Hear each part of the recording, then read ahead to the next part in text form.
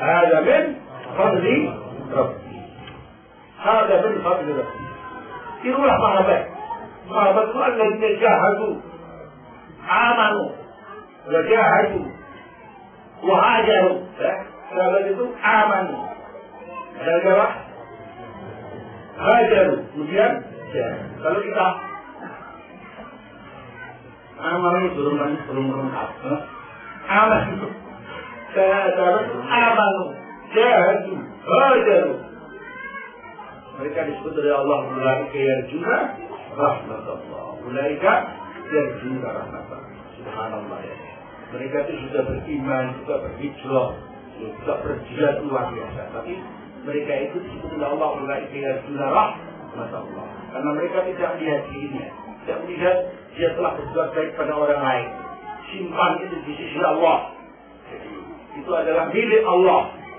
Itu juga akan menjadikan kita tenang. Jika akan kita beramal sedikit saja sudah maunya dia dilihat Tuhan, dia dilihat oleh guru, dia dilihat oleh masyarakat, dia dilihat oleh siapa.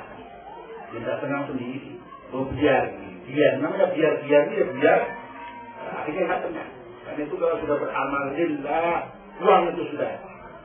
Anda insya Allah tidak akan dilepaskan oleh Allah, tidak disia-siakan oleh Allah. Karena itu jika kita ingin tenang hati kita ketika berbuat dengan ketika suka menolong, ketika kita dermawan, maka jangan melihat apa yang kita amalkan. Insya Allah itu akan menjadi tenangnya jiwa kita. Selanjutnya, lapang dada, salamatus sadr, artinya dijauhkan dari dengki, iri hati, dendam, takabur, prasangka buruk, dan semacamnya. Ini juga yang menjadikan hati kita insya Allah tenang. Selanjutnya, 7 menasihati khalayak, nusul ummah, atau berdakwah atau ta'lim. Ini mengajak perasaan tersendiri bagi orang-orang yang menekuni dalam hal ini. Sepertinya ada rasa kelegaan. Alhamdulillah. Senang begitu. Senang jadi. Rasanya kalau tidak berbuat ini rasanya tidak berbuat baik. Nah, karena itu menjadi ketenangan seorang. Kalau bahagia, yakni seseorang melihat ilmu yang kita berikan diterima dan diamalkan orang lain. Orang-orang awam menjadi lepas dari kebodohannya.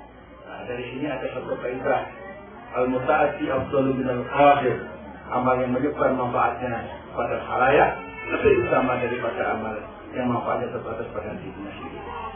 Itu diketahui bahwasanya termasuk menjadi ketenangan hati kita itu jika ini senang untuk nusul ummah, jika senang berdakwah, jika senang bertaklim, itu ada perasaan tersendiri yang baru akan kita rasakan kalau kita melaksanakannya. Nomor 8, berlaku santun al-hilmu dan tidak tergesa-gesa al-anah, terburu-buru dan reaktif terhadap situasi yang mengelilinginya, merupakan tanda ketidaktenangan jiwa. Dengan berpikir jernih, terencana dan tidak gegabah, jiwa menjadi tenang. Ini saya ingat ada seorang sahabat Al-Asad namanya. Kata Rasulullah, inna fika haslatan. Ya Asad, pada dirimu ada 2 sifat yang disenangi oleh Allah, yuhibbumullah, al-hilmu wal-anah. Itu kamu ini santun, tidak gegabah. Kamu ini santun, sabar, Masya Allah. Jadi, wal-anah, dan kamu ini leleh-leleh. Kalau apa-apa tidak gusa-gusu, tidak tergesa-gesa. Itu juga menunjukkan ketenangan jiwa. Nomor 9, puasa dalam arti khusus maupun puasa dalam arti umum, itu menahan diri imsak. Puasa bisa menstabilkan jiwa. Para ulama banyak memaknai sabar dalam Al-Quran sebagai puasa. Selanjutnya yang terkait dengan keilmuan. Nomor 10, yaitu kita akan tenang jiwa kita bila kita ini kalau selalu merasa sebagai seorang penuntut ilmu. Seperti yang diwasiatkan oleh guru saya, ya, ulukun terkiai, ulukun ta'aliman kabira, dan dikasih kita Indonesia, kamu datang ke Indonesia, Masya Allah, dan surganmu, mungkin orang-orang banyak mencium apa? Tanganmu, dan lain sebagainya. Itu mencubahmu. Tapi nazil tataliban, kamu tetap sebagai hamba, itu penting. Kamu tetap sebagai hamba. Jangan merasa diri bahwa kita dengan ilmu yang ada pada kita. Nazil tataliban ini penting, satu wasiat yang perlu kita pegang bersama-sama. Pada kapan saja kita menjadi orang yang pintar, jadi profesor, jadi doktor, jadi apa saja.